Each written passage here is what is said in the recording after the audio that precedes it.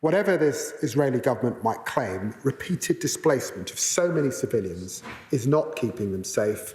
In fact, it's quite the reverse. Mr. Deputy Speaker, the new Israeli aid system is inhumane, it's dangerous, and it deprives Gazans of human dignity.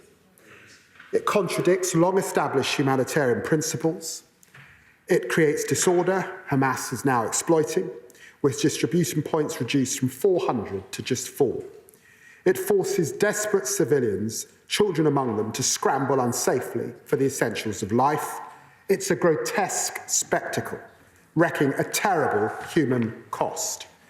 Almost 1,000 civilians have been killed since May, seeking aid, including 100, Mr. Deputy Speaker, this weekend alone.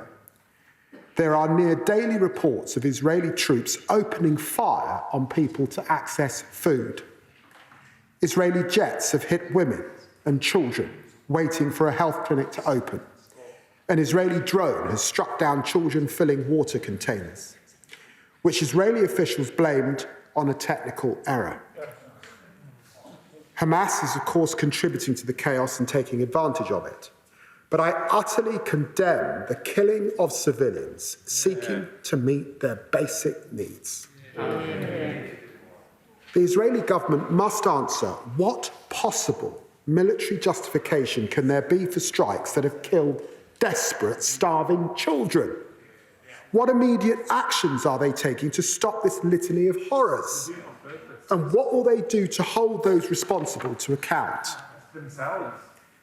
Mr. Deputy Speaker, I've said before, I'm a steadfast supporter of Israel's security and its right to exist. I treasure the many connections between our peoples, and the horrors of October the 7th must never be forgotten. But I firmly believe the Israeli government's action are doing untold damage to Israel's standing in the world and undermining Israel's long-term security. Netanyahu should listen to the Israeli people, 82% of whom desperately want a ceasefire, and to the hostage families, because they know it offers the best chance to bring their loved ones home. Those hostages may be hidden in cramped tunnels under the ruins of Gaza, but we will not forget them or Hamas's despicable actions, and we will continue to demand their unconditional release. This offensive puts them in grave danger, but still, Netanyahu persists. Indeed, Minister Katz has gone further, proposing to drive Gaza's entire population into Rafah, imprisoning Palestinians unless persuaded to emigrate. Mr. Deputy Speaker, this is a cruel vision which must never come to pass, and I condemn it unequivocally. Permanent forced displacement is a violation of international humanitarian law. Many Israelis themselves are appalled. A former Israeli Prime Minister, Ehud Barak, said it marches us into an abyss. He was right. Mr. Speaker, today I join a statement of 31 foreign ministers as signatories with a simple, urgent message: the war in Gaza must end now. There is no military solution. Negotiations will secure the hostages. Further bloodshed serves no purpose. Hamas and Israel must both commit to a ceasefire now, and the next ceasefire must be the last ceasefire. I thank the United States, Qatar and Egypt for their tireless efforts, and I'm sure all members share my intense frustration that it has not happened. Until there is a breakthrough, we must keep doing all we can to relieve the suffering. UK aid has saved lives, reaching hundreds of thousands with food, water, hygiene and sanitation, and essential health care. And under the most appalling circumstances, our aid is saving lives today. That includes the almost £9 million the UK has provided to UK Med since we entered office, reaching 500,000 patients inside Gaza, 24,000 in the past fortnight alone. Like 3-year-old Razan, UK-funded medics removed a bullet from her neck after nearly 3 hours of surgery. These doctors and nurses working in the most extreme conditions are true heroes. They deserve the thanks and the admiration of the entire House. We're also working, of course, multilaterally. The 149 trucks from the World Food Programme and UNICEF entering Gaza in recent days included food supplies funded by the United Kingdom, and 1,000 more trucks laden with aid paid for by British taxpayers can enter the moment the Israeli government lets them in. Today, I'm announcing an extra £40 million worth for humanitarian assistance in Gaza this year, including £7.5 million for UK Med to sustain their vital operations in Gaza and save more lives. Mr. Deputy Speaker, accompanying the horrors in Gaza, there is an accelerating campaign to prevent a further Palestinian state in the West Bank. It's embraced by Netanyahu. It's encouraged by his ministers. It's driven by an extremist ideology which wants to suffocate the two-state solution, the only route to a lasting peace and security. We see it in the unprecedented pace of settlement expansion, in the shocking levels of settler violence, even settler terrorism. For that is what the most egregious ideological attacks are, and it is the deliberate attempts to squeeze the Palestinian Authority, unjustly denying it access to its own funds, and it harms Israel's long-term interests in the process.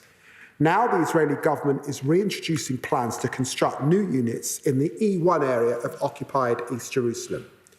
If built, this settlement would separate the West Bank north from its south, and Palestinians in the West Bank from East Jerusalem.